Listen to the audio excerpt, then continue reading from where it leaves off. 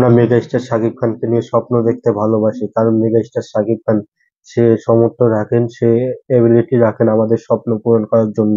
এই দরদ মুভিটি দিয়ে প্যান ইন্ডিয়া ভাবে রিলিজ দিয়ে একদম হিন্দি, বাংলা, তেলুগু ডাবিং প্রথম মেগাস্টার শাকিব খান সাহসটা দেখিয়েছেন। আমরা অনেক দিন ধরে স্বপ্ন দেখছিলাম মেগাস্টার শাকিব খান একটা বলিউডে মুভি করুন, বলিউডে না হোক একটা ডাবিং তো মুভি তো তিনি করছেন, তার মুখে হিন্দি ডাবিং শোনা যাবে, এটাই তো আমাদের কাছে অনেক বড় পাওনা। তার সাথে অভিনয় করেছে কে, নামকরা বলিউড নায়িকা সোনাল চৌহান। এটাই তো চেয়েছিলাম। এবার শোনা যাচ্ছে বলিউডের থেকে মেন অ্যাক্টর তামান্না বাট অথবা আলিয়া ভাট মেগাস্টার শাকিব খানের সাথে অভিনয় করবে।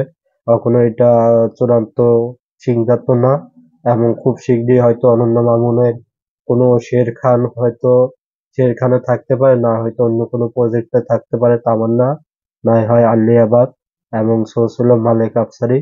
অবশ্য অফিসিয়াল ভাবে কোনো কিছু জানা যায়নি। যদি থাকে তামান্না হোক বা আলিয়া ভাট হোক, যেই থাকুক, ছবিটা সুপার ডুপার ব্লকবাস্টার হিট হবে এটাই আশা করি।